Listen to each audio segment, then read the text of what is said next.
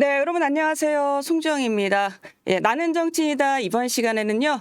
윤석열 대통령과 여당 지도부 간 첫 번째 그리고 두 번째 만찬 모두 참석하신 분입니다. 국민의힘 김재원 최고위원 모셨습니다. 어서 오세요. 안녕하세요. 예, 귀한 발걸음 해주셔서 감사합니다. 아니 윤 대통령이 지도부 맞이하실 때 최고위원님 어깨를 이렇게 툭 치시면서 친근감 표시하시던데요? 이번 저 만찬 사진은 아닐 거예요. 아니 영상에서. 그러니까 이번 그 만찬에서는 영상이 촬영되지 않았어요. 그게 그럼 이전 영상인 거구나. 그렇죠. 어쩐지 그게 제가 저희 회사 DB에 있는 영상을 봤는데 이전 영상을 보려고 7월 24일 영상을 다시 검색했는데 그 영상이 똑같이 나오는 거예요. 그래서 저는 이게 우리 이제 영상 입력하는 쪽에서 실수를 했나 보다라고 했는데 그게 반복되는 영상이었구나. 그렇죠. 예. 그 영상을 촬영하지 않고 사진만 나중에 네 컷인가 나온 그거만. 네. 그래서 저는 왜 이렇게 표정이 안 좋으시지? 그래서 근데 왜 이렇게 또 친근감을 표시하시지? 그래서 저번에 저희 오셨을 때 그러셨잖아요. 왜 나를 친윤으로 분류를 하냐고 이러시면서 내가 친윤 되고 싶어도 껴주지 않아. 농담 반 농담처럼 이렇게 말씀하셨었잖아요. 그래서 뭐 농담이 아닐 수도 있죠. 그래요? 그래서 제가 그 사이 또 막역해지셨나 했더니 그게 이전 영상이라서 그러셨구나. 아니 왜 이번엔 영상도 안 찍은 거예요? 찍었으면 좋겠던데 하여튼 뭐 그런 준비는 하지 않고 이번에는 좀 분위기가 좀 묘했잖아요. 네. 어쨌든 그러니까 조금 하여튼 영상 찍지 않고 사진을 찍었어요. 그런데 그 영상 그래서 그 영상에 나경원 네. 등장인물이 좀 네. 달랐죠. 그래서 이상하다 나경원 원희룡 다 계신 거예요. 그래서 네. 뭐지라고 보면서 그게 그래서 네. 지금 이해가 됐네요. 그래서 네. 아니 근데 만찬 분위기가 그러면 그 사진으로만 놓고 보면은 저희가 사실 좀 알 수가 없잖아요. 어땠어요? 이제 처음에 만찬에 갈 때는 아무래도 조금 마음이 싱숭생숭했는데 네. 그거보다는 굉장히 좀 그 차분하고 화기애애하게 잘 진행됐다고 네. 생각을 해요.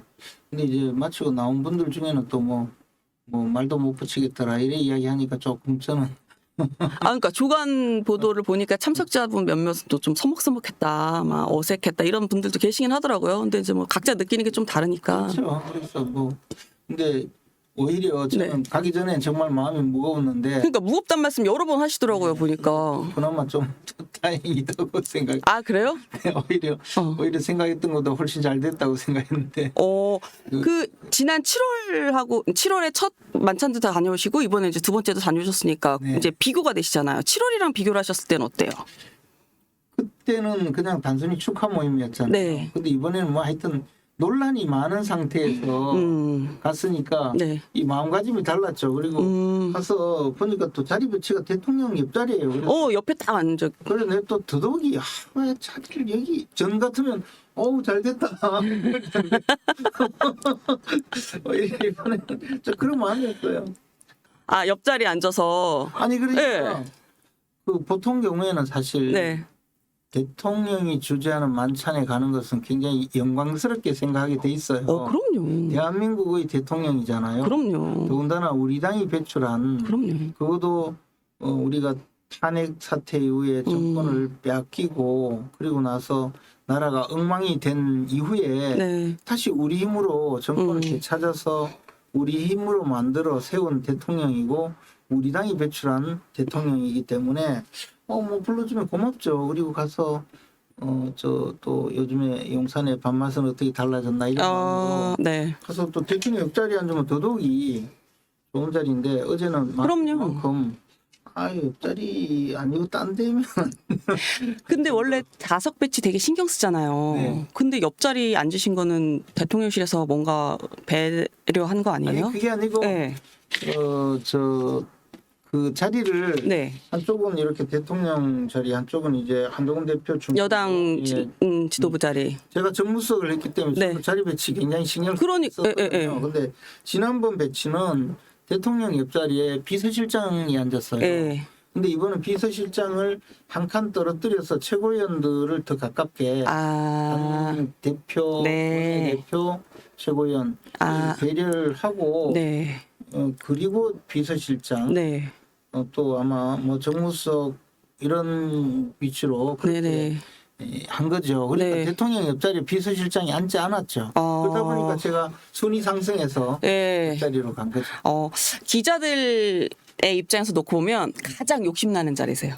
그래요? 그럼요. 이 사료가 될 수 있는 기사를 쓰는 입장에서는 가장 생생한 상황을, 그러니까 대통령 숨소리 하나, 한동훈 대표 눈빛이 어떻게 움직이는지 하나를 볼 수 있는. 주변에 있었습니다. 그러니까 그런 저희 그래서 그래서 저는 그게 아니고 밥 먹으러 갔어요. 편하게 먹어야 되는데 그게 안 되잖아요. 거기다가 하니까 네. 이제 저 식당에 가면 네. 그 냅킨 이렇게 수시로 입을 좀 닦거나 네네. 조금이라도 묻은 느낌이 있으면 입 닦고 이래서 휴지를 조금 사용하는 편이거든요. 네. 다른 분들에 비해서. 근데 갔더니 냅킨이 이쪽에 이만큼 쌓여 있더라고요. 네. 그래서 잘 됐다 해가지고 처음에 식사하다가 이렇게 했거든. 자꾸 하다 보니까 대통령께서 그걸 쓰고 있는 거예요. 코 풀고 이러는데 가만히 보니까 딴 데는 없어. 그러게 대통령 그래서 이건 안 되는 거지. 에이 뭐 같이 쓰시는 거죠. 그러니까 그 정도로 신경 쓰인다니까. 그렇죠. 아무래도. 그렇게 또 막 편하게 친구 만나는 자리는 아니니까. 그러니까 어떤 경우 그래 대통령 물을 이렇게 땡겨 먹을 수도 있잖아요. 잘못하면 그래 그런 거 없이 이렇게 딱 잘 놨다. 신경 써요 옆자리는. 그쵸. 아무래도. 네. 그래도 이 국회 생활 20년 넘게 하시고, 정무수석도 하시고, 정무특보도 하시고, 국회의원도 하신 분도 이렇게 긴장하는 그런 자리인데, 또, 어쨌든 가시기 전에 좀 논란도 좀 있고 해서 그랬을 텐데, 그 논란의 이유 중에 이제 하나가 이 만찬의 주제 아니었어요. 가령, 의대 정원, 관련해서 얘기가 있을 것이냐, 아니면 김건희 여사 관련 얘기가 좀 있을 것이냐. 근데 전혀 그 얘기가 없었다던데, 맞나요? 네. 근데 이제 그 이제 만찬하고 나와서 또 참석자 중에서는 입 밖에 꺼낼 분위기가 아니었다 이런 이야기도 나오더라고요. 근데 이제 아마 또 그렇게 느끼셨을 수도 있어요. 근데 제 같아서는 이렇게 보니까 대통령께서 그래서 많이 배려하고 그랬어요? 예, 좀 이야기를 하면서도 분위기를 예를 들어 상대방 말도 못 건네게 예를 들어 그런 주제를 엄격하게 하지 않고 그렇게 하면 사실 좀 당황스럽죠. 근데 그게 아니고 굉장히 편하게 이야기하고 또 특히 한동훈 대표 배려도 많이 하고 그리고 한동훈 대표도 또 좀 호응도 하고 이런 저 자리였거든요. 근데 이제 기본적으로는 그보다는 한 대표는 아마 독대를 요청해 두었기 때문에 독대 자리에서 말씀을 하시려고 한 거 아닌가 그렇게 보였어요. 너무 이제 가령 대통령실 분들 한 16명 참석했다고 하고 대통령실 분들 한 12명이고 그리고 국민의힘 분들 한 16명. 그래서 어쨌든 한 30명 가량이 참석한 자리이기 때문에 이제 주제 자체가 조금 예민해서 꺼내기가 좀 애매했다. 그렇게 생각하시는 거예요? 그러니까 이제 이미 그 주제라는 것이 무슨 이야기 할지 다 알려져 있잖아요. 내용도 뭔지 다 알려져 있잖아요. 그리고 방송에서 다 이야기했잖아요. 그렇죠. 가기 전에 이런 옆에 분들도 다 이야기했잖아요. 근데 만약에 말씀하시려면 하죠. 그렇잖아요. 냉정하게 이야기하면. 근데 이제 그 많은 사람이 있기 때문에 이야기하지 못했다라고 하는 것보다는 제가 보기에 1대1로 만나서 이야기하자 그런 생각이 아니셨나 그냥 그렇게 보지. 그게 더 좀 심도 깊게 얘기할 수 있겠다 이렇게 생각을 하셨을까요? 그렇게 자리를 달라는 걸로 그런 자리를 좀 마련해 달라고. 그때 얘기를 하고 나면 그 자리에서 얘기를 하고 나면 이제 독대 자리에 기회가 없을 수 있으니 그냥 그거는 좀 정말 딱 독대 자리를 해서 깊게 좀 얘기를 하겠다 이런 취지였을 거다. 그러니까 제가 본 마음은 모르지만 그 자리가 제가 보기에는 말도 못 꺼낼 그런 자리가 전혀 아니었고 말할 수 없는 분위기는 아니었는데 그렇죠. 선택을 한 거죠. 한동훈 대표 입장에서는 지금 말할 타이밍은 아니다. 말할 자리는 그러니까 아니고. 이제 그렇게 그 판단했을 판단을 것이다. 하신 것 아니겠나 그냥 추측하죠. 네. 왜냐하면 네. 저 여러 사람이 모였다 하더라도 옆으로 행으로 배치가 돼 있어서 대통령과 아주 집중되는 자리였거든요. 네, 나머지는 네. 지켜보고 있는 자리니까. 하려면 할 수 있었다. 예, 예. 그러나 뭐 선택을 그렇게 하신 거죠. 물론 뭐 네. 근데 서너 명 있다고 해서 더 편하고 네. 30명 있다고 덜 편한 거는 아니잖아요.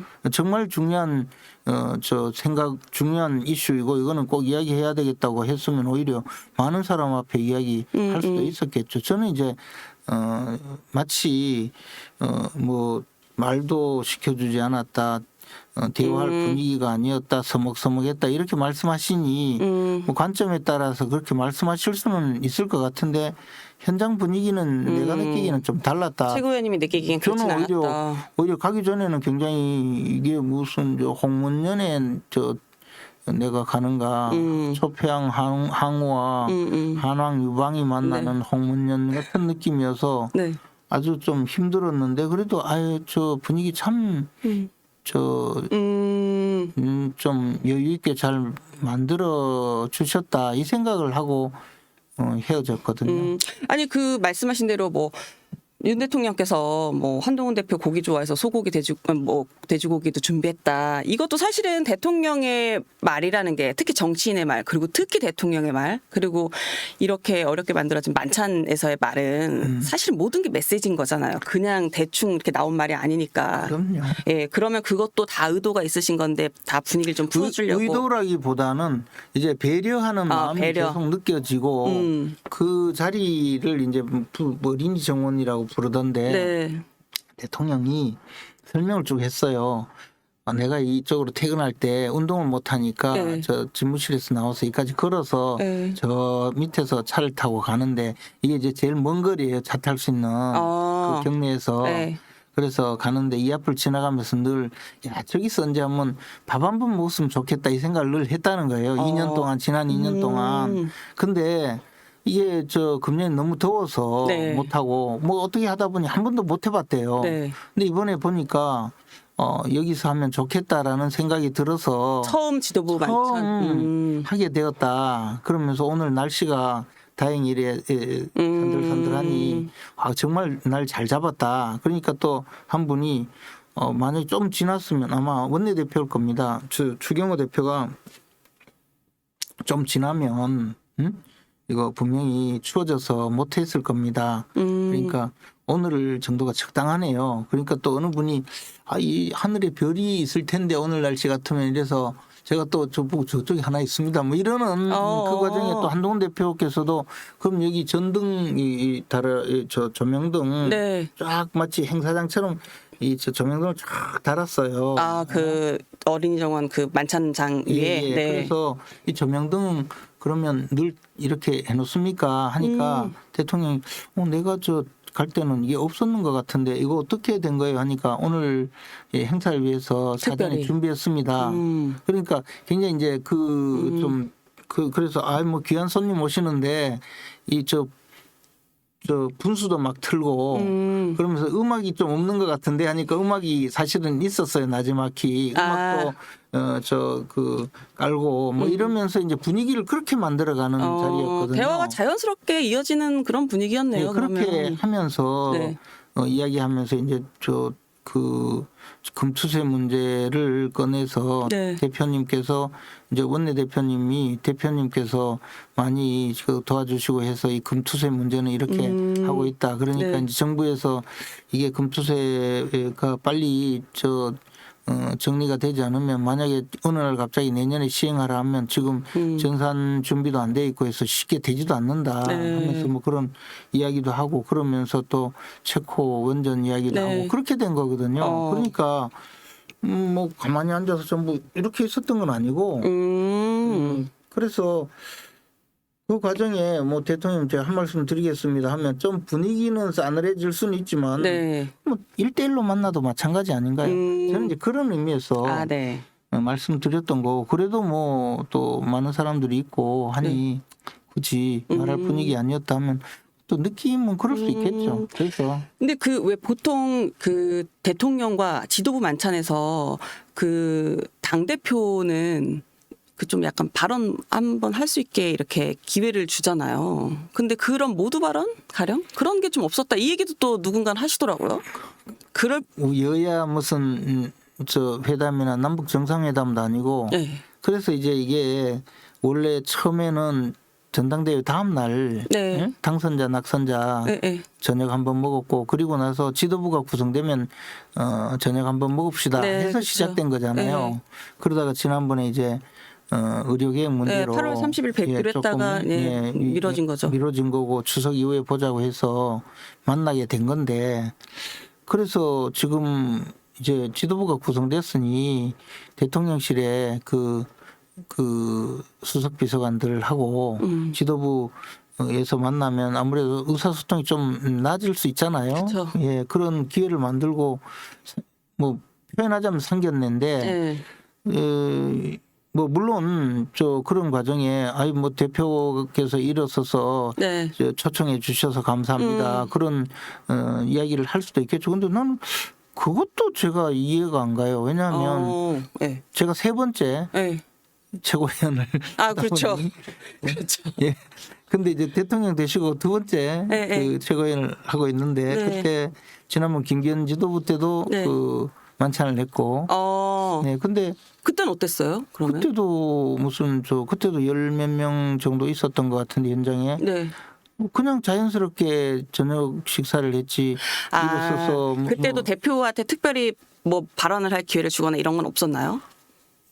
서로 대화를 하고 있잖아요. 그냥 이렇게 밥 그리고 먹으면서 그런 사이좋게. 정도면 대표 원내대표 정도하고 대통령님 정도가 주고받는 대화이고 나머지는 혹시 그쵸. 이제 그런 경우에 이렇게 좀 거드는 정도지 거기에 돌아가면서 발언 기회를 주고 그런 거는 제가 그러면 뭐 윤석열 정부에서 대통령실과 여당 지도부 간의 만찬이나 뭐 오찬에서는 굳이 당 대표가 바뀌었다고 해서 뭐 당 대표 지금 이제 좀 윤 대통령과 한 대표 사이의 관계가 조금 뭐 좀 서먹서먹하다 뭐 이런 얘기들이 나와서 이렇게 좀 집중해서 봐서 그렇지 그 프로토콜이나 이런 게 좀 바뀌거나 이런 건 아니네요. 김기현 대표 때는 뭐 대통령과 사이가 좋다고 했었는데도 비슷한 그런 그때는 환경이었고. 이제 그렇게 그때도 우리 쪽에 한 10여 명, 네.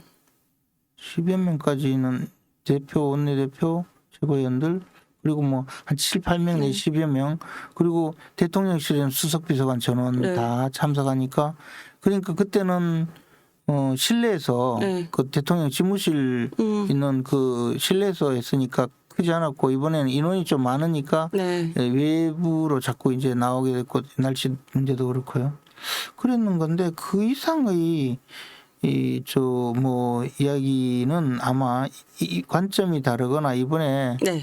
오죽하면 저도 홍문연에 가는 기분이었다라고 이야기할 정도로 좀 굉장히 이례적으로 힘든 입장에서 갔으니까 네. 그렇게 또 볼 수 있죠. 근데 이 모든 것은 다 신뢰가 네. 있느냐 없느냐. 신뢰가 낮아지면 비용을 많이 치러야 돼요. 네. 똑같은 음식을 먹고도 네. 음식 맛이 없고 네. 똑같은 음식을 먹어도 뭐 그 뒷맛이 좀 개운치 않는 그런 것도 있거든요. 네. 신뢰 비용이라고 말씀하셨잖아요. 이게 정치권에서는 항상 이제 불신 비용이 있죠. 불신 비용. 예. 네. 불신 비용, 불신하기 때문에 겪어야 될 많은 일 그런 거죠. 근데 한동훈 대표께서도 네. 이재명 대표와 회담할 때 생중계하자 그랬잖아요. 네. 쉽게 말해 나는 당신을 믿지 못하겠다는 네, 못 거잖아요. 나가면 딴소리 할 거 아니냐. 음. 근데 그게 여당 내에서 또는 대통령과 여당 대표와의 사이에 지금 불신의 벽이 커지면 네. 그러면 마찬가지 상황이 된다는 거죠. 그래서 이제 저는 사실 어제 그 만찬이 그런 대통령과 여당 대표 또는 대통령과 네. 여당 지도부와의 그 불신의 벽을 허물어뜨리는 계기가 되는 것이 가장 중요하다고 봤어요. 그러면 그 어제 만찬이 그 불신의 벽을 허물어뜨리는 계기가 됐다고 평가하세요? 이제 뭐 저는 조금 그래도 네. 하지 않기보다는 네.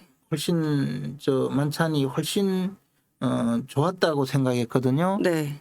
근데 이제 또 뭐 독대 이야기가 또 나오고 시작하면서 네. 조금 또 또 이제 네. 자꾸 원점으로 돌아가는 건가 하는 안타까움이 있죠. 이게 네. 누구에게도 크게 도움이 되지 않는 국면 아닌가. 어제 만찬에서는 최고위원님도 좀 말씀 많이 하셨어요? 저는 뭐 별로 어제 만찬에서 조금 이 대화의 점유율이 높았던 분들을 좀 꼽자면 1위에서 3위 정도 꼽으시면 대통령 원내대표 정책위 의장 그 한동훈 대표 이분들이 1, 2, 3, 4등 안에 다 계시고 대통령 제일 많이 하셨고 네. 당대표 원내대표가 추경 원내대표 많이 하셨고 국회 일정이나 국회 관련 네. 대통령이 또 국감도 물으셨으니까 그거 관련해서도 그래서 많이 하셨고 한동훈 대표가 중간중간에 네. 또 대통령 말씀하시면 그 호응하는 말씀을 좀 많이 하셨죠. 정책위 의장도 또 정책위 의장은 이제 그 사안 몇 가지에 대해서 네. 일종의 뭐 그 설명 내지 요약 정리를 할까요? 그런 말씀 좀 하셨고. 언론의 공개가 뭐 거의 안 돼서 뭐 모두가 다 언론에 근데 공개되지 언론에 공개된 내용이 거의 대부분 공개가 된 걸로 보여요. 저는 그래요? 8, 90%는 된 것 같았어요. 최고위원님 그 저번에 저희 오셨을 때 제가 1차 만찬 이후에 좀 시간 지나서 언론에 공개되지 않은 거 뭐 좀 인상 깊은 거 뭐 없었나요? 그랬더니 뭐라고 하셨냐면 기억이 안 난다. 만찬 직후에 불러라. 그렇게 말씀하셨잖아요. 제가 그럼 만찬 직후에 모시겠습니다 했는데 지금 딱 만찬 직후예요. 근데 이번에 네. 제가 보기에는 정말 기억력 좋다 이분들 하면서 전부 거의 뭐 한 90% 정도는 다 나온 것 같아요. 그래요? 뭐 없나요? 저희한테 얘기해 주실? 사소한 이야기만 남아 있겠죠. 뭐 그게 주목되지 않았던 거. 그 아까 독대 말씀하셨는데 그렇지 않아도 만찬 직후에 한동훈 대표가 그 홍철호 수석한테 정무수석한테 그 만찬 독대 요청했다라는 얘기가 있고 수석님이 그거 최고위원께서 그거 확인하셨다는 얘기 있던데 그거 예, 그래서 이제 우리가 만찬 마치고 쭉 걸어 나오면서 한 산책으로 한 10여 분 정도 쭉 걸어 나오고 그때 이제 대통령과 원내대표 또 당대표 원내대표 이분들이 쭉 같이 걸어가고 저도 그 무리 속에 같이 갔었고 대통령 그 경호 차량들과 네. 대통령 차량이 나중에 도착을 해서 대통령께서 손님들 먼저 떠나보내고 가겠다고 자꾸 말씀을 계속 하셨는데 네. 좀 그렇죠. 가시라고 우리 더 불편해요 뭐 이런 분위기로 그래서 그러면 할 수 없네 그래서 손님들 좀 보내드리면 안 되냐고 그러니까 차량이 어디냐 하니까 저 주차장에 있다 뭐 그래서 그럼 내가 먼저 떠나겠다 해서 그래 이제 떠났어요. 그 떠난 직후로 생각이 되는데 바로 저하고 한 1, 2m밖에 안 떨어진 자리에 그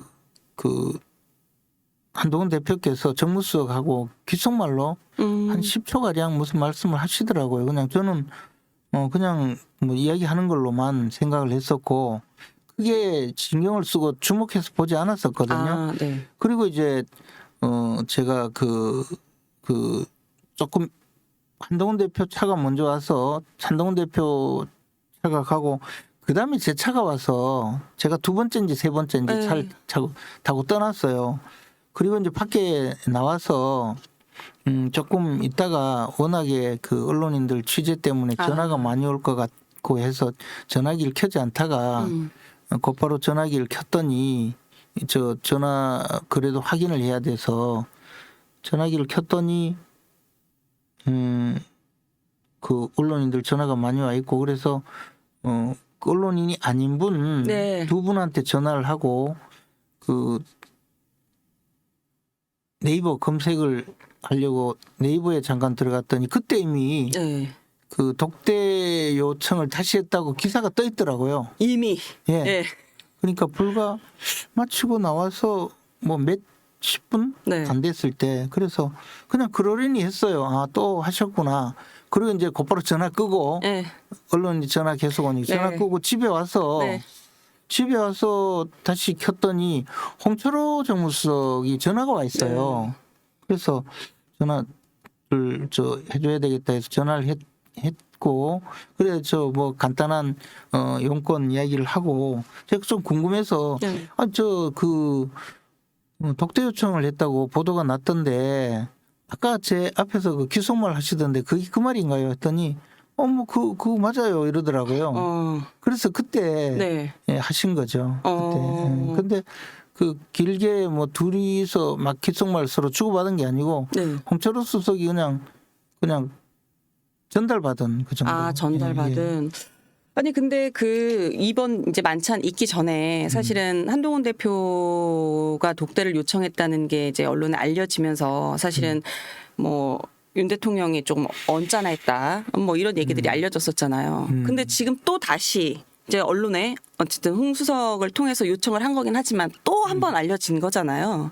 뭐 최고위원님도 말씀을 하셨지만 그럼 다시 한 번 또 이제 윤 대통령이 언짢아할 수 있는 포인트일 수 있는데. 근데 이제는 네. 좀 다를까요? 그때랑은? 아니 그게 아니고 네. 이제는 한동훈 대표가 네. 저 대통령 면담을 요청하는 방식이 이 방식인 게 이제 네. 정해진 거죠. 그러니까 들어달라고 네. 하는 걸 나는 요청을 했고 그것을 언론에 알려주고 네. 내가 요청했다까지 네. 예, 온 국민이 알도록 그렇게 하시는 것을 아예 처음부터 네. 그렇게 생각하신 거 아닌가 그렇게 보이지 뭐. 물론 보여져요. 이제, 물론 이제 뭐 한동훈 대표 근데 기존에 이렇게 하신 분들은 없었죠. 여당 대표. 물론 이제 한동훈 대표 측에서는 언론에 알린 적은 없다라고 말씀을 하시기는 해요. 이번에도 이번 건은 아니지만 이제 앞서 건은 이제 그게 뭐 이제 어디 알리지 않았겠죠. 결혼식장에 가서 네. 이제 뭐 얘기를 하는 과정에서 뭐 알려졌다 뭐 이런 얘기도 있기도 하고. 뭐 저는 그냥 네. 그 부분에 대해서는 우리 당 그 대변인과 대표 비서실장 말씀을 믿어요. 네. 근데 이제 보도 내용을 보면 네. 그냥 첫 번째 보도한 분 언론사는 뭐 종편 언론이죠. 거기서는 여권 핵심 관계자가 네. 이렇게 말했다는 거고 그러자 곧바로 저 통신사에서 네. 그 뉴시스죠. 통신사에서 그 여당 핵심 관계자에게 전화를 통해서 확인한 결과 이렇다고 네. 되어 있거든요. 그러니까 뭐 저는 사정은 어떤지 잘 모르겠어요. 네. 저는 그래서 이게 또 우리 당 뭐 여권 핵심 관계자가 누군지 모르겠는데 또 그분이 또 알려주셨구나. 그냥 그렇게만 알고 있었어요. 네. 그러니까 이게 지금 한동훈 대표 측에서 이번 건은 또 어떻게 될지 모르겠지만 직접은 알리지 않았다고는 말씀을 하셔서 억울할 수도 있는데 어쨌든 결과론적으로 보면 또 윤석열 대통령 입장에서는 똑같죠. 또 언론이 알아서 그러니까 그러면 또 언짢아질 수 있는데 이러면 이 독대 요청이 받아들여질까요? 아니 그야 뭐 좀 약간 불편하더라도 받을 수도 있고 받지 않을 수도 있죠. 그럼 근데 최고위원님은 어떻게 보세요? 이번에는 윤 대통령이 받아야 된다고 보세요? 아니 그 문제가 아니고 네. 이게 이제 윤석열 대통령은 네. 우리 당이 배출한 대한민국 대통령이에요. 그쵸. 그냥 뭐 일개 정치인이 아니거든요. 그러면 윤석열 대통령이 뭐 우리가 네. 만든 대통령이잖아요. 그러니까 과거 박근혜 전 대통령이 탄핵으로 네. 보수 진영이 괴멸되고 나서 네. 그리고 또 문재인 정권이 들어와서 네. 우리 판단으로는 나라 전체를 거의 거덜내 버렸는데 네. 그래도 국민들에게 보수 진영이 다시 네. 그 어떤 신뢰를 얻어서 윤석열 대통령을 만들었거든요. 그러면 이제 윤석열 대통령이 우리 보수 진영에서는 어쨌든 내세운 지금 현직 대통령이고 네. 윤석열 대통령이 성공하고 윤석열 대통령의 정치가 네. 보수 진영에서 보여줄 수 있는 가장 지금 현실 정치잖아요. 네. 그 국정이 잘 운영되어야 된다는 것은 기본적으로 그런 측면이죠. 그리고 공동 책임을 질 수밖에 없고 네. 그런 상황이기 때문에 이제 대통령께서 좀 우리가 봐서 좀 생각이 다르더라도 가급적 좀 잘 되도록 하고 만약에 정 그러면 어떻게든 좀 우리 생각을 반영하도록 하는 게 네. 중요하잖아요. 근데 그렇기 때문에 과거에는 대통령에게 독대를 하겠다. 네. 네, 저 가서 면담하게 해달라. 네, 뭐 네. 이렇게 할 때는 네. 대외적으로 굉장히 조심스럽게 네. 알리지 않고 네. 일단 면담을 하고 그리고 사후적으로도 알려지는 거를 굉장히 네. 금기시했어요. 왜냐하면 대통령을 누가 만나고 와서 네. 막 소위 떠벌리는 일이 많거든요. 그리고 없는 이야기도 할 수 있고 또 누가 대통령 자주 만난다면 그 사람이 뭐 권력이 있는 것처럼 실세처럼 보이고. 그렇게 네. 행세도 하고 이래서 기본적으로는 대통령과 만나는 것은 엄중하게 비밀로 유지하는 것이 그동안에 당연시 되었어요. 그렇죠. 예, 그리고 뭐 역사적으로 시간이 한참 지난 후에 사실은 이런 일이 있었다 이런 경우는 그쵸. 많이 있었죠. 저도 또 그런 경험이 많고 근데 미리 대통령에게 너 단독으로 만나달라 이렇게 이제 요구를 한 거거든요. 그리고 그러면 만나서 무슨 이야기를 할지는 이미 대부분 다 알아요. 그럼요. 공개가 돼 있어요. 뭐 의료 개혁 문제 그리고 예를 들어 김건희 여사 문제라고 네. 하면 무슨 이야기 할지 대부분 알아요. 또 하나는 그에 대해서 정부 측 내지 대통령 답변도 대충 이해가 돼요. 네. 그렇잖아요. 그런데 이제 그러면 이런 상태에서 네, 단독으로 만나서 이야기하게 해달라 하고 네. 우리가 아는 이야기를 하면 네. 그다음 결과는 대충 짐작이 되잖아요. 네. 만약에 만나달라고 했는데 안 만나주면 편협한 내지는 저 불통이다 이렇게 공격당할 소지가 크기 때문에 네. 대통령 힘든 상태가 되어 있고 네. 만나줬다고 하면 여당 대표 요구에 대통령이 네. 마지못해서 만나는 지금 상황이잖아요. 어쨌든 보여주는 이 분위기는 네. 그 여당 대표에게 대통령이 좀 네. 많이 일격을 당하는 그런 상황이 그런 그림이 만들어지는 것이고 그래서 만나서 이야기 듣고 못하겠다 하면 또 불통이고 네. 뭐 나는 충분히 이야기했는데 말귀 못 알아듣더라 이런 이야기로 또 나올 수 있잖아요. 예를 들어 네. 그러면 이게 또 대통령으로서는 엄청나게 대통령의 권위가 손상되고 결국은 이게 우리 윤석열 정부 전체의 신뢰 문제, 네. 지지도 문제와도 영향이 있을 거라고 봐요. 근데 수용했다고 하면 네. 그러면 그 수용하는 것을 이미 윤석열 대통령도 대부분 내용을 알고 있는 사안이고 네. 그런데 여당 대표가 와서 비로소 수용하면 네.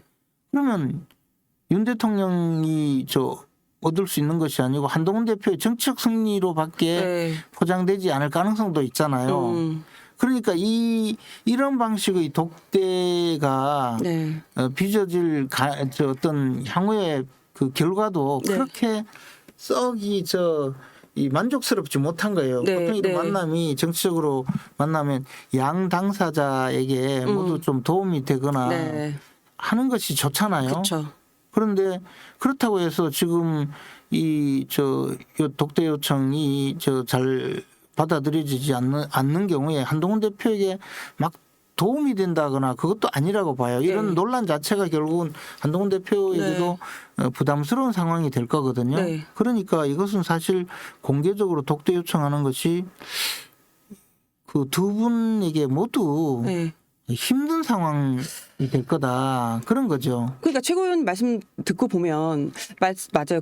사실은 대통령한테 독대를 요청하는 정치권의 정치인들은 굉장히 많아요. 특히 정무수석 하셔서 너무 잘하실 거 아니에요. 그리고 그게 대부분 정무수석을 들들 볶아요. 그렇죠. 정무수석실이 그런 소위 말해 이제 그런 민원이라고 하잖아요. 그 민원에 정말 너무 힘들어하고 커트할 거 커트하고 받아들일 거 받아들이고 또 그걸 대통령께 보고 드려서 또 대통령이 또 어떻게 생각하실지 중간에 이제 사실 그리고 또 하나는 샌드위치 또- 역할도 좀 해야 되고. 그리고 또 하나는 주로 이제 대통령이 좀 거북하게 생각하는 분한테는 가서 대통령께서 정말 좋아하신다고 이렇게 거짓말도 좀 하고. 그러니까 하얀 거짓말도 좀 하면서 또 대통령께는 거꾸로 사실은 그분이 대통령 엄청 생각하신다고. 오해셨다 말해서 뭐 그런 것도 해줘야 되고. 만나보니까 이렇게 이야기합니다. 그래서 좀 잘 거둬들이는 게 좋겠습니다. 이렇게 또 뭐 양쪽에 하여튼 그렇게 해서 좀 잘 저 관계가 좋게 만들기도 하고 그런 일이 있어야 되는데 네. 지금처럼 계속 언론에 대고 네. 전 국민이 알도록 이렇게 하면 그런 참모들의 역할 공간은 전혀 없어지죠. 그러니까 지금 말씀드리면 홍수석한테 뭐 귓속말로 요청을 했다고 하는데 그럼 홍수석이 할 수 있는 역할도 전달 외에 할 수 있는 게 없는 전달되기 거죠. 전에 언론에 다 알려지죠. 그러니까 이렇게 그러면 되면 홍수석은 사실 저 증인밖에 안 되죠. 그러니까 만약 내가 저 그 독대 요청한 거 당신 이제 그 확인했지밖에 안 되죠. 그러면 의원님이 이제 홍수석의 입장이시라면 네. 과거의 경험을 바탕으로 정무 수석도 하셨고 정무 특보도 하셨고 어쨌든 또 국회의원의 입장도 아시고 이 문제를 지금 말씀하신 걸 토대로 풀 수 있는 이 솔로몬의 해법은 뭐가 있을까요? 왜냐하면 해법이 있으면 벌써 그 해법대로 했죠. 근데 네. 이제 이 새로운 단계로 접어들었어요. 새로운 단계 어떤 단계? 그러니까 과거에는 이런 방식으로 정치인들끼리 대화를 하거나 이런 일이 잘 없었고 또 하나는 대한민국의 대통령이자 우리 당에서 배출한 네. 윤석열 대통령이 이 지금 여러 가지 면에서 조금 힘든 상황인 거는 틀림이 없잖아요. 그렇죠. 그런 상황인데 이렇게 공개적으로 내가 만나서 이런 이야기 하겠다고 하는 사태 자체가 저는 제가 21년째 우리 당에서 네. 일하고 있고 한 10여 년간 당 지도부에 몸담고 있는데 제가 처음 보는 일이라서 좀 연구를 해봐야 돼요. 지금 말씀하신 대로 윤석열 대통령이 지금 좀 힘든 상황이라고 말씀하셨는데 네. 지금 윤석열 대통령도 힘든 상황이지만 한동훈 대표도 그렇게 좋은 상황은 아니에요. 그 지지율을 놓고 보면 우리가 추석 전에 갤럽 여론조사를 놓고 봐도 윤 대통령 지지율도 물론 이제 여론조사 기관마다 지지율이 좀 다르지만 저희 이제 갤럽을 놓고 보면 이번 주 금요일 갤럽 조사를 봐야 되겠지만 어쨌든 윤석열 대통령도 이제 최저 20치로 내려가 있는 상태고 20%대로 그리고 한동훈 대표도 지지율이 이제 한동훈 대표 아니라 국민의힘 지지율도 28%예요. 그러니까 윤석열 정부 출범 이후 최저치란 말이에요. 한동훈 대표 당선됐을 때 당시 35%였는데 7%포인트 내려갔어요. 그러면 동반하락이에요. 국민들이 봤을 때는 윤 대통령 지지율이 떨어지면서 그렇다고 한동훈 대표가 잘한다고 생각하는 상황도 아닌 거예요. 그러면 뭔가 이 당정관계 재정립이 필요한 상황이란 말이에요. 근데 지금 최고위원 말씀하신 대로 대통령도 지금 이 독대만 놓고 봤을 때 독대를 해도 안 해도 대통령도 지금 난감한 상황이고 한 대표도 지금 난감한 상황이에요. 그러면 최고위원 말씀을 기반으로 해법을 찾아보면 비공개로 요청을 하고 비공개로 서로 대화를 해서 최대한 뭔가를 만들어내야 되는데 그러기에는 불신 비용 서로를 못 믿기 때문에 그게 지금 안 된다는 말씀이신 거잖아요. 그거를 그러면 정무수석이 물밑으로 좀 조율을 할 수 있는 룸 자체가 여전히 어려울까요? 아니 이미 다 공개가 돼 있잖아요. 공개가 되어 있으니 저 여지가 없죠. 물러설 여지가 없어졌죠. 그리고 네. 말씀하시는 과정 중에서 이제 항상 정치권에서 정석처럼 맺어지는 두 가지 문제가 있는데 하나는 현직 대통령이 인기가 좀 떨어지니까 차별화해야 다음에 네. 저 정권을 잡을 수 있지 않느냐라는 생각에 네. 그러면 한동훈 대표의 입장이 그런 방식으로 접근하고 있다면 네. 더더욱이 지금 상황이 그런 방식이냐 뭐 그렇게 볼 수도 있고 또 그것이 맞을 수도 있고 틀릴 수도 있는데 어쨌든 그렇게 되면 현직 대통령의 입장에서는 더더욱이 이런 모든 정치 행위가 이제 또 더 힘든 국면이 될 수가 있잖아요.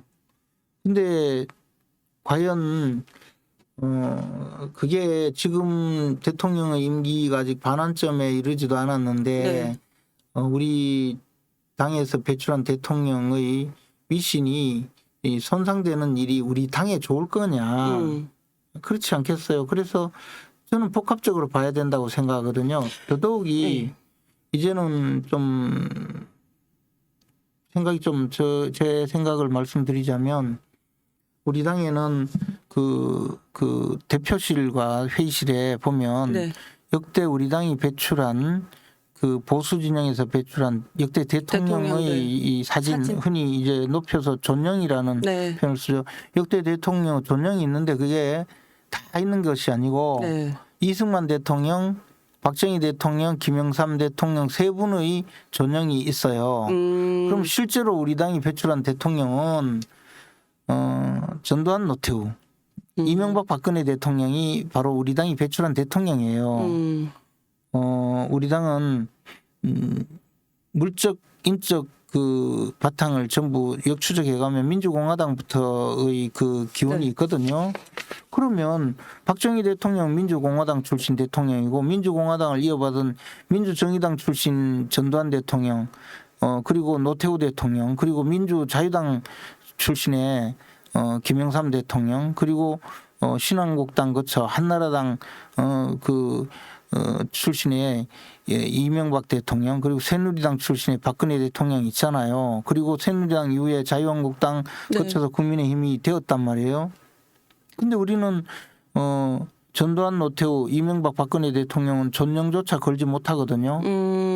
그것은 우리가 대통령 그분들을 부끄러워하든지 도움이 되지 않든지 무슨 이유가 있겠죠. 네. 그럼 우리 보수 진영에서 배출한 대통령은 이승만 대통령, 박정희 대통령, 김영삼 대통령만 걸어놓은 거예요. 네. 그러면 이제 앞으로 우리 국민의힘, 네. 민주당도 마찬가지지만 정당은 결국 정권을 획득해서 그 권력의 힘으로 우리가 내세운 정강 정책으로 표현되는 우리나라의 이상적인 모습을 실천하려는 것이 우리 정당이잖아요. 그렇죠. 그러면 권력을 잡아야 되고 그 권력을 잡는 힘은 선거예요. 네. 선거에 승리해야 되잖아요.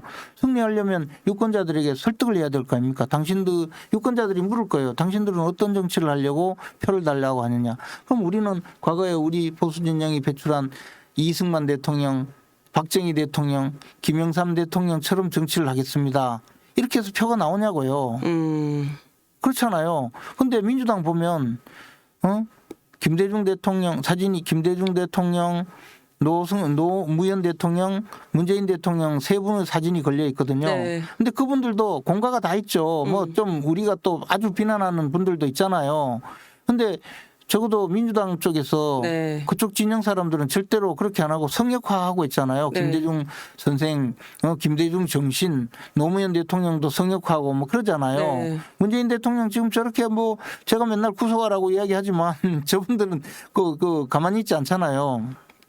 왜 그러느냐 하면 우리는 정당은 영속적으로 계속 정치 권력을 획득해서 정치를 하려는 이 조직이고 네. 집단인데 윤석열 대통령이 만약에 성공한 대통령이 되지 못하면 우리는 그 영향을 받을 수밖에 없어요. 윤석열 대통령이 이제 사진이 걸릴 텐데 네. 당신들이 정권을 잡으면 어떤 정치를 할 거냐 말하면 이게 참 이승만 대통령, 박정희 대통령, 김영삼 대통령, 윤석열 대통령처럼 정치를 해서 이 나라를 발전시키겠습니다. 네. 국민들이 원하는 정치를 하겠습니다 했을 때 박수 쳐야 표가 나올 거 아니에요. 그렇죠. 근데 예를 들어 차별화해서 우리는 윤석열 대통령하고 관계없습니다. 그러다가 박근혜 대통령 탄핵 이후에 우리가 망했잖아요. 그렇잖아요. 그러니까 저는 이게 지금 정당이 정치 세력으로서 온전하려면 네. 훨씬 더 그 높은 가치를 가져야 되고 네. 특히 여당은 어쩔 수 없이 숙명적으로 현직 대통령이 잘 되도록 도와줘야 우리에게 더 유리한 국면이 되고 네. 특히 저는 이 보수 정치 세력이 이번에 만약에 정권을 재창출하지 못하면 이제 거의 이 그 큰 앞으로 이 위험에 직면하고 나라의 운명뿐만 아니라 이 우리 정당의 운명도 정말 국민들로부터 엄청난 그 어려움에 빠질 정도로 국민들의 평가를 받을 거라고 봅니다. 그러면 지금 윤석열 대통령이 지금 추진하고 있는 것을 물론 어떤 방법으로든 성공적인 대통령이 되도록 돕는 것이 필요하죠. 근데 이제 돕는 방식에서 독대를 해서 내가 바로 잡겠다라는 생각, 난 그건 좋다고 봐요. 근데 그렇더라도 대통령이 지금 수용할 수 있는 방법으로 하는 것이 훨씬 좋지 않을까. 그런데 지금 국면은 마치 대통령에게 좀 훈수 두려는 걸로 자꾸 보여진단 말이죠. 근데 상대방은 우리 당이 배출한 대한민국 대통령이거든요. 그러니까 좀 더 대통령이 신뢰를 하고 이게 나를 돕고 여당이 나와 함께 가려는 정말 마음에서 이야기하는구나 하면 훨씬 받아들일 거 아니에요. 근데 그게 아니고 지금 나를 궁지에 빠뜨리는 상황이 되는 건가 하면 아무래도 방어적으로 나올 수밖에 없잖아요. 더군다나 대통령이잖아요. 독대를 수용하게 하는 과정 자체가 대통령에게도 도움이 되고 한동훈 대표에게도 도움이 되는 서로가 윈윈이 되면 좋은데 대통령에게는 약간 스크래치가 나는 그런 상황이 되는 이 모양새가 부적절하다라고 말씀을 하시는 건 거죠? 아니 뭐 부적절하다기보다 그런 국면이 돼버렸죠. 그러니까 이미 그런 국면이 돼버렸다. 그리고 과거에 어쨌든 정치 지도자가 독대를 해서 이야기하자는 거는 지금 말씀드린 그런 의도에서 대통령 잘 되고 그래서 우리 당도 잘 되자. 그런 의미로 접근을 하겠죠. 저는 한동훈 대표도 그런 의미로 접근을 하고 있다고 봐요. 그렇지 않겠습니까?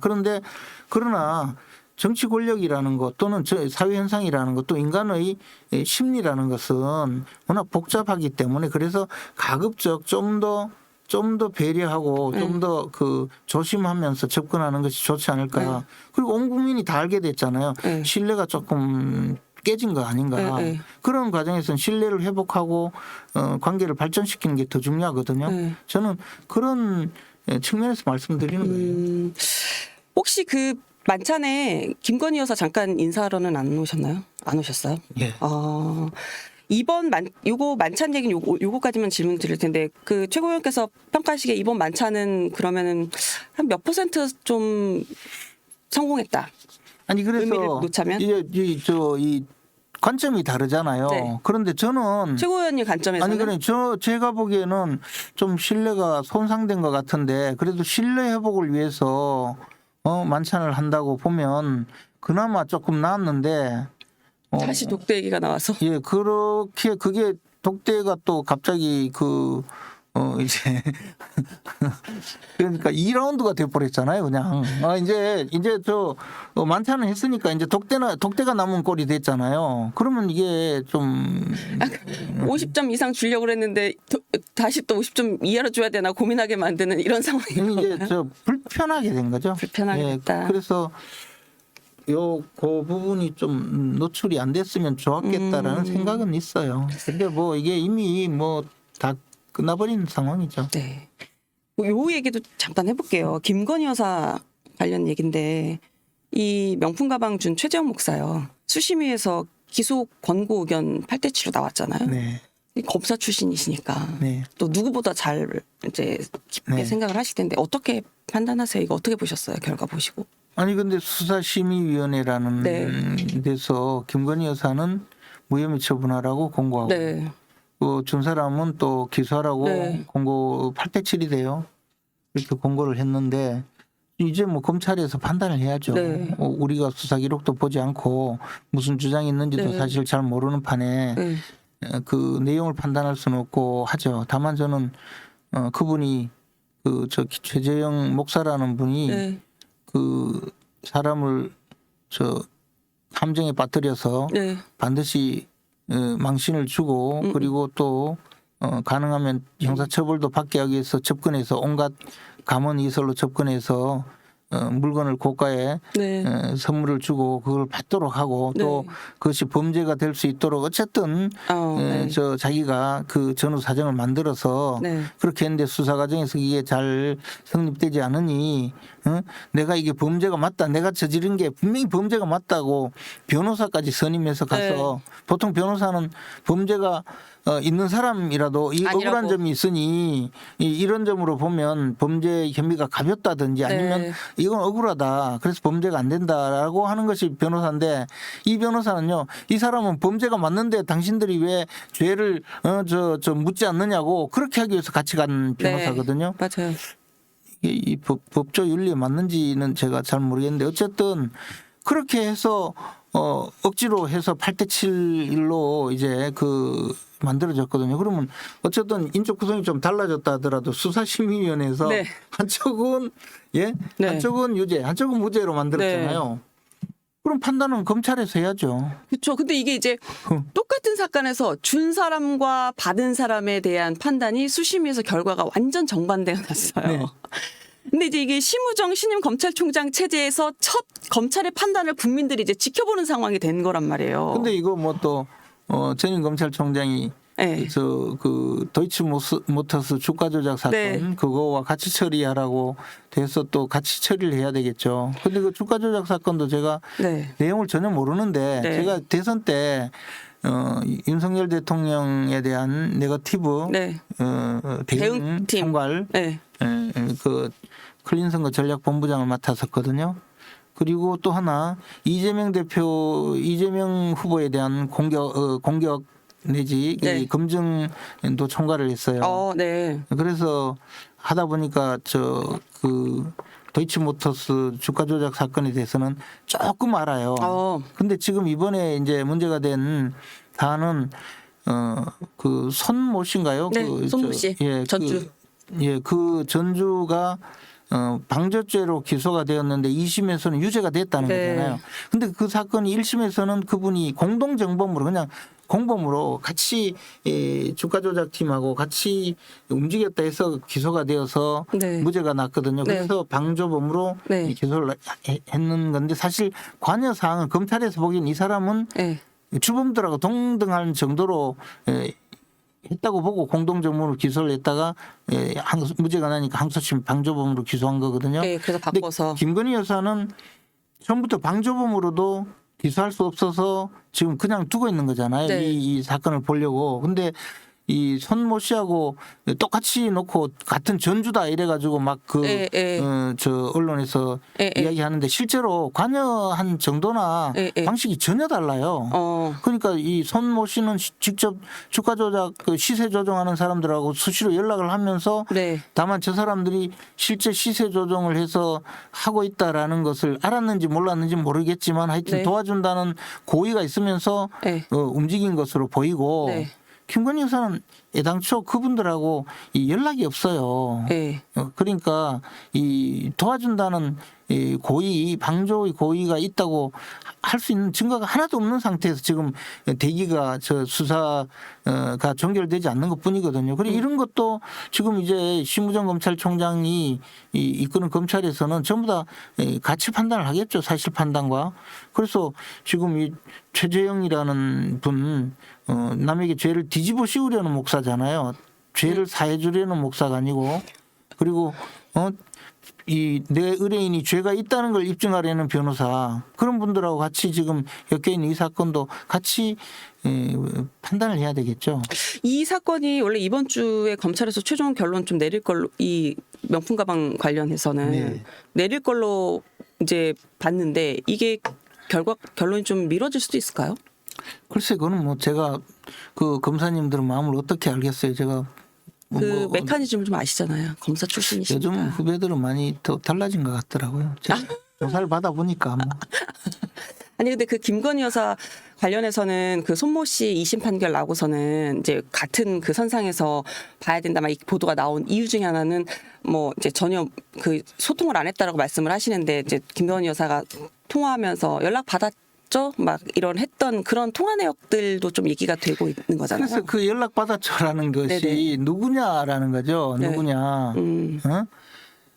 네. 그게 이거 뭐 좀 이야기하면 길어지는데 결과적으로 이야기하면 그 계좌를 맡겨놓고 맞아요. 예, 그 거래를 하면 증권회사에서 연락이 오잖아요. 네. 뭐 매주 매입 뭐 그에 대한 대답, 상황에 대한. 예, 상황에 대한 진술이다. 뭐 그런 네. 게 조사가 다 돼 있다고 하던데 그 중만 빼가지고 지금 어디서 또 그런 자료가 있으니까 그걸 김건희 여사가 개입했다라고 지금 알려지고 있는 것 아니겠어요? 그런데 사실은 무관한 내용이라고 저는 알고 있어요. 물론 이것은 제가 계속 말씀드리지만 제가 수사 기록을 읽어본 적도 없고 하기 네. 때문에 정확한 것은 모르고 다만 대선 때 네. 클린 선거 전략본부장으로서 제가 네. 총괄 지휘를 하면서 받은 보고의 내용이에요. 아, 네. 이 저희가 이건 수사 기록을 좀 보면서 얘기를 해야 되는 거라서 좀 여기서 넘어가고 그 김건희 여사 공천 개입 논란 제기가 됐잖아요. 네. 그 유명한 명태균 씨.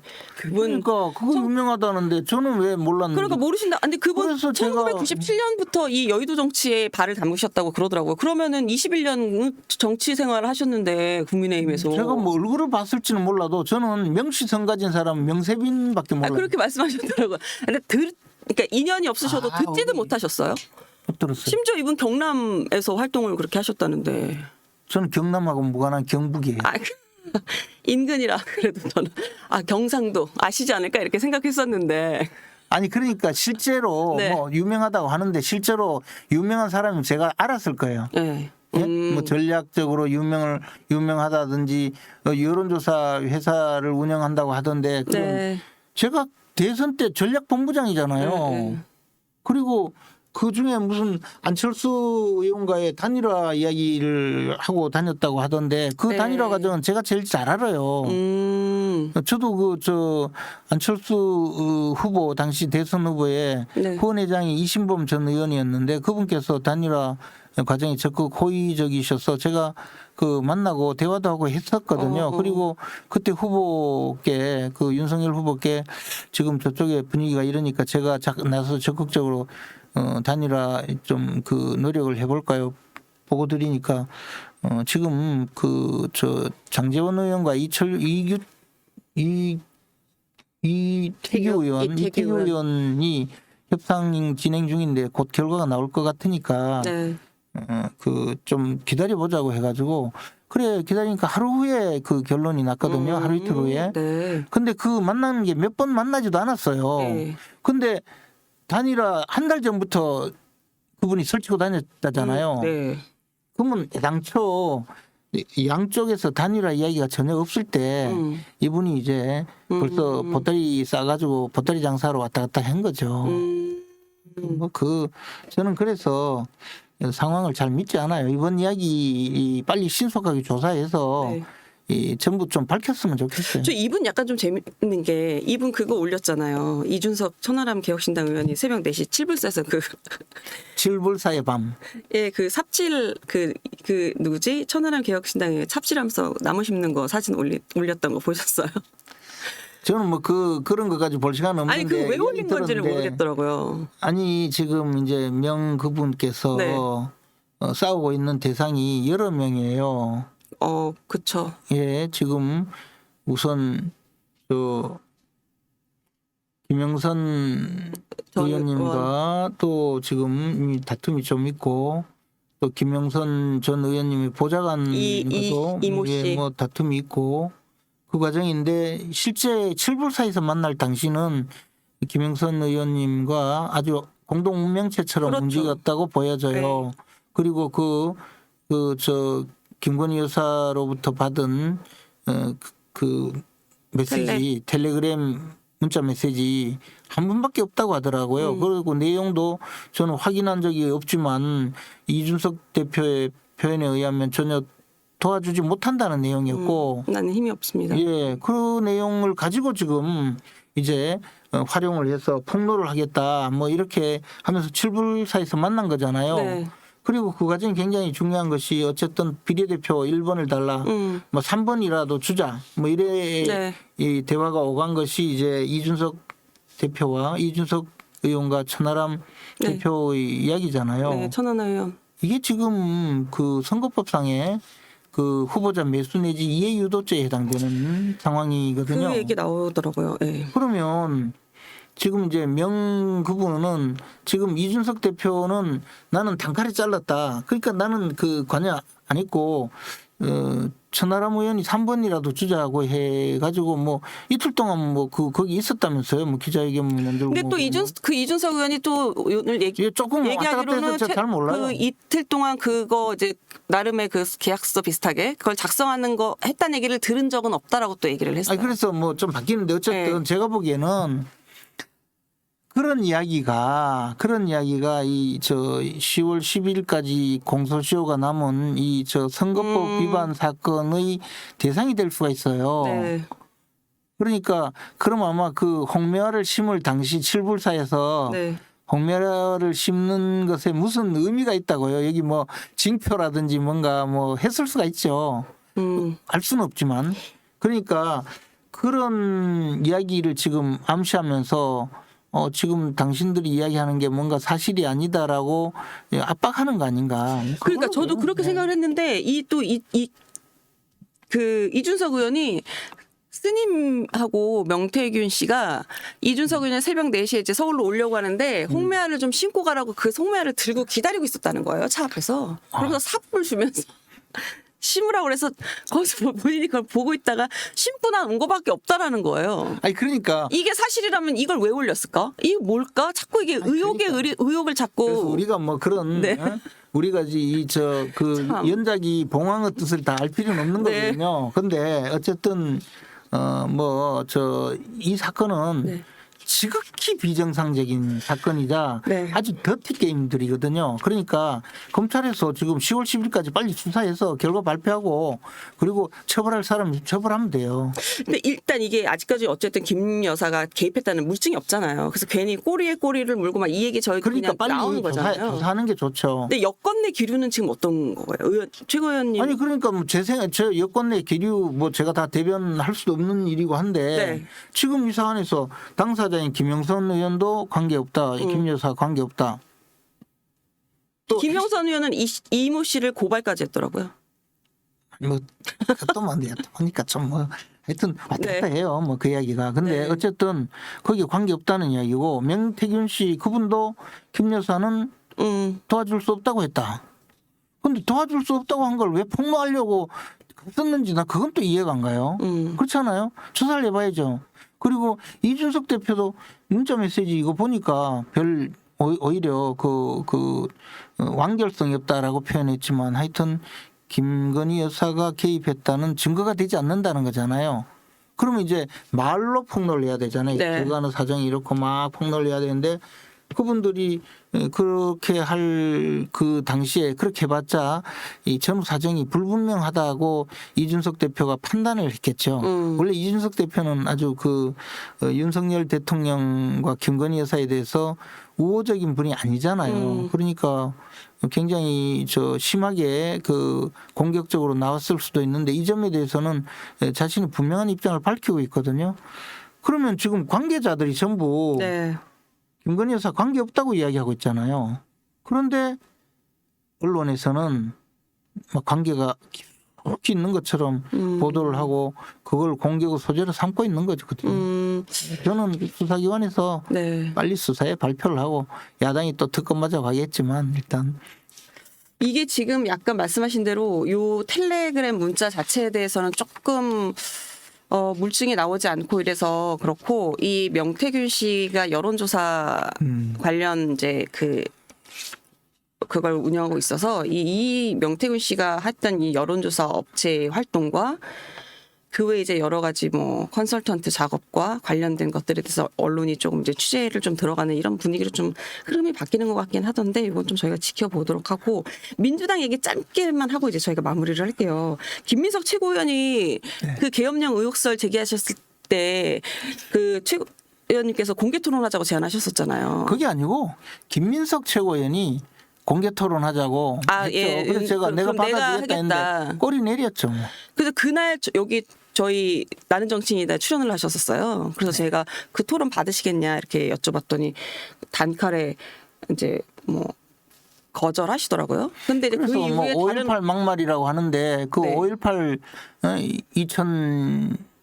2000년 네. 5.18 전야제 가셔서 그 새천년 NHK 단란주점에서 아, 술 마시고 광주 정신을 모욕한 분이 제가 무슨 5.18 막말을 했다는 건지 저는요 그게 아니고 5.18 정신을 헌법 전문에 올리는 문제에 대해서 어떻게 생각하냐고 해서 저는 반대다라고 해서 많은 비판을 받고 지금부터는 절대로 반대하지 않겠습니다라고 그렇게 제 소신까지 바꾼 사람이에요. 그래서 그리고 지금 그게 전부 다예요. 네. 근데 김민석 의원은 5.18 전야제에 가서 여정업은 양쪽에 앉혀놓고 술 마시고 그리고 나서 지금까지 5.18 거론하면서 그날 그 5.18 정신을 모욕하고 더럽힌 죄에 대해서 한번 사과한 적 있나요? 그분은 심지어 저 검은 돈 받고 교도소 갔다 와도 사과한 적도 없잖아요. 좀 사과 좀 하고 그 다음에 뭐 5.18 정신을 거론하든지 하지. 그렇잖아요. 근데 또 계엄 토론하고 5.18이 무슨 관계가 있습니까? 그리고 서울의봄이라고 하길래 서울의봄을 또 만들어서 서울의봄 서울의봄 사법 그래서 계엄 발동 요건을 강화한다는 거예요. 네. 하도 계엄 이야기하다가 이제 이 궁지에 몰리니까 이제 출구 전략으로 네. 서울의봄이라고 만들어서 뭐 계엄 발동 요건을 강화한다 하길래 네. 우리도 팀을 만들었어요. 서울의 밤. 아, 그래요? 네, 서울의 밤. 어. 서울의 봄 팀이 네. 새천년 NHK 단란주점에 또 갈지 모르니까 단속하러 다니려고. 아, 실제로 진짜 만드셨어요? 밤마다 그 단속을 해야 되니까 서울의 밤으로 만들었어요. 아니 그 서울의 봄도 활동 상황을 비공개에 붙인다고 해서 우리도 비공개에 붙였어요. 활동을. 아니, 이 계엄설 관련해서는 뭐 야당에서는 뭐 저 자료가 많다고는 하는데 아직 구체적으로 뭔가 제시를 막 하지. 제보가 많이 들어오는데 네. 제보자가 위험해질까봐 공개를 못 한대요. 그래 저희들도 그분들이 좀 집단 실성했다는 제보가 좀 들어왔는데 그 제보자를 밝히면 그분도 좀 궁지에 몰릴까봐 제가 밝히지 않았어요. 민주당이 계엄령 이어서 이제 이재명 대표 테러설 계속 얘기를 하고 주장하고 있잖아요. 그래서 근데 왜 이런 게 근거가 있어서 주장을 그것도 한다고 제가 보세요? 보니까 김민석 의원이 그러대요. 그러니까 김민석 의원 최고위원이 이제 조금 총대를 메고 아니면 선봉했어서 이런 주장을 테러를 하신 당할 것 수 같아요. 있으니까 네. 대비를 한다고 막 그러더라고요. 근데 사실 그 부분에 대해서는 그런 이야기를 할 수가 있어요. 뭐냐면 박근혜 전 대통령이 그 후보 시절에 현대백화점 앞 신촌. 아니 그거는 이제 그 전에 네. 대표 시절에 네. 커터칼로 네. 테러를 당했었고 그게 아니고 그 이후에 2012년 선거 때 네. 그때 이제 네. 압도적으로 우리가 유리하다고 보고 네. 우리 지지자들 중에는 네. 저 후보님 테러 당할 수 있으니까 조심하라고 저한테도 많은 이야기가 있었어요. 네. 그래 그런 정도 이야기를 하면 괜찮은데 네. 그건 뭐 이야기할 수 있죠. 근데 지지자들 사이에서 이제 그렇죠. 근데 이게 야당의 그 민주당의 수석 최고위원이 네. 이 그 언론에 나와서 테러 당할 수 있다 하면서 막 이야기하니까 저분이 가끔씩 정신이 또 온전해질 때는 이제 그 출구 전략으로 무슨 계엄 사법도 만들고 이러던데 이제 저런 이야기 하는 거는 좀 이 정상적인 이야기가 아니거든요. 그래서 제가 만나면 또 그 이야기도 해주고 싶어요. 이재명 대표는 괜찮아요. 대선 전에 교도소 가시면 그 안에서 철통같이 국가에 지켜주거든요. 네. 테러 당할 가능성이 별로 없어요. 그 안에 가면. 교도소 가시면 돼요. 국회에서 뭐 최고위원 회의하고 하시면 본청 들어가시잖아요. 네. 못 뺐나요? 서로 방향이 달라서 이렇게. 그때 들어가서 이제 민주당은 이쪽이고 국민의힘 쪽은 이쪽이잖아요. 근데 이 가운데서 만나시진 못하세요? 만나실 수도 있지 않아요? 같이 그 본회장 올라가는 그 계단 그 앞쪽 그 도로 앞에서. 출몰하는 시간이 좀 달라서. 둘 분 만나실 때 제가 한번 가서 뵙는데. 아니 뭐 이거 마지막까지 요거 마지막 질문 드릴게요. 임종석 전 비서실장이 통일하지 말자 이렇게 주장하셨잖아요. 두 국가론. 이래서 이제 좀 사실 좀 민주당 내에서도 조금 놀라기도 했고 윤석열 이제 대통령도 반헌법적 발상이다 이러면서 비판 크게 하셨는데 어떻게 보세요? 그 이제 본색을 드러내는 거죠. 그분들. 아, 본색을 그분들이 드러내는 거라고 평생 이 임종석 같은 분은 평생 네. 통일을 우려먹고 지금까지 호요식하면서 잘 살았잖아요. 고관대작도 지내고 그분 뭐 통일의 꽃이라고 임수경 씨를 북한으로 평양으로 네. 보내서 뭐 통일의 꽃이라고 하고 계속 그려왔잖아요. 근데 그분들의 마음 실상이 바로 그거죠. 통일로 지금까지 그 호요호식한 통일업자들이죠. 사실은 통일업자. 예, 통일을 주장하면서 통일 호소인들이죠, 결국은. 그런데 사실은 통일에 대해서 어떤 생각이 있었는지를 보면 네. 늘 북한의 그 주장에 동조해 왔어요. 네. 그러니까 북한이 통일하자고 하면 북한 통일 방식에 네. 동조해 온 분들이라고 봐요. 뭐 그리고 북한의 주장에 맹종해 온 분들이죠. 어느 분이 우리 여권의 정치인이 오세훈 시장이 말씀하신 것 같은데 북한의 종북이 아니고 충북이라고, 그죠? 북한의 충성해온 충북 그래요. 종북이 아니다 뭐 그러는데 김정은 정권의 충북들이죠. 뭐 충북이 아니고 김정은 정권의 충북이라고 보는데 충북 맞다고 하네요. 저희 네. 그런데 오세훈 시장이 말씀하셨대. 김정은 북한 뭐 무슨 위원장이 그 얼마 전에 갑자기 이제 이게 국가론을 제기를 했어요. 그러니까 이제 통일이니 뭐니 이야기하지 말고 남북한 따로 잘 살자 이거예요. 근데 네. 두 가지 문제가 있죠. 임종석 그 전 실장의 이야기가 아니 서로 그 별개 국가로 서로 평화롭게 잘 살면 되지 네. 통일을 왜 하냐 이런 주장을 했는데 지금까지 평생 통일로 잘 먹고 잘 산 사람이 일단 이야기하는 게 저는 잘못이라고 보고 두 번째는 평화롭게 살 수 있으면이야. 그러면 또 그 전제가 뭐 저 들어볼 만하죠. 근데 지금 평화롭게 잘 살 수 있습니까?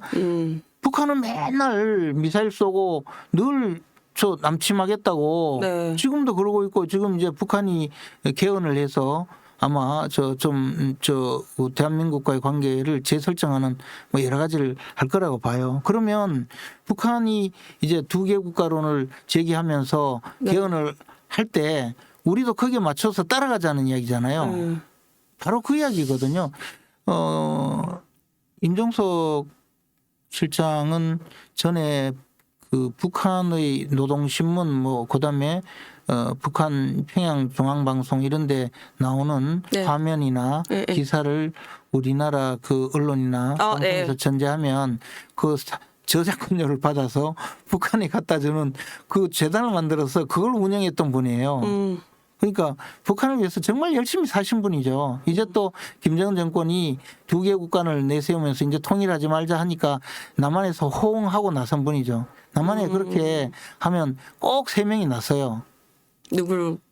한 분은 이종석, 한 분은 정세현, 한 분은 대체로 좀 어정쩡하게 박지원 이런 분들이 대체로 북한 주장에 비슷하게 따라가는 경우가 있어요. 아니 박지원 의원이 그 말씀 하시더라고요.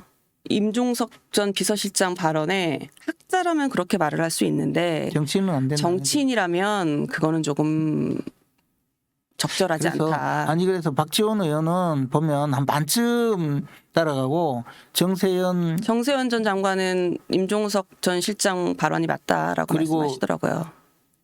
근데 저는 이런 의문이 있더라고요. 이종석 전 그 통일부 장관이었네요. 그 의견은 제가 못 들었는데 체크를 못했는데 임종석 전 비서실장은 어쨌든 전대협 3기 의장이기도 하고 그 86세대에 말씀하신 대로 어쨌든 상징적인 인물이기도 하고 이제 본인이 그걸 모르지도 않고 그리고 임종석 전 비서실장의 그 사실 북한과 관련된 것들에 대해서는 어쨌든 친북 뭐 좌 우리말 좌빨 뭐 이런 것들에 이 본인 입장에서 이제 더 씌워지는 거에 대한 그 조심하는 그런 것들이 있어서 이 워딩을 하면 미칠 파장을 분명히 본인이 모르지 않았을 텐데 왜 했냐고요? 예, 이 시점에 아니 제가 이야기했잖아요. 충복. 김정은의 충복. 그 심지어 그러니까 북한에서 이야기하는 것을 여기서 방송을 해야 되잖아요. 이게 맞다고. 아니 심지어 김민석 최고위원조차도 DJ였다면 김정은한테 동조하지 않을 것이라고 해서 사실상 자, 손절하는 이런 분위기를 아니, 보인다니까요. 지금부터 깃발이 올라갔잖아요. 지금부터 네. 보면 서서히 또 그쪽에 그 동조하는 사람이 늘어날 가능성이 있어요. 그리고 예. 그래서 우리 사회가 얼마나 엄중한 이 위협에 처했는지도 한번 생각을 해봐야 된다는 거죠. 네, 알겠습니다. 저희가 원래 이게 공식 질문 있는 건 아시잖아요. 근데 저희 저번에 오셔서 유일하게 저희 나는 정치인이다에 2번 출연하신 정치인이세요. 네. 그래서 저희가 그만큼 각별하게 고맙습니다. 그래서 저희 그 공식 질문인 김재원 최고위원에게 정치란이란 질문은 저희가 저번에 잘 들었기 때문에 했으니까, 예. 예, 그거는 생략하고 예, 오늘 그 인터뷰 긴 시간 인터뷰는 마무리하도록 하겠습니다. 지금까지 김재원 국민의힘 최고위원이었습니다. 감사합니다. 고맙습니다. 다음에는 꼭 나는 자연인이다.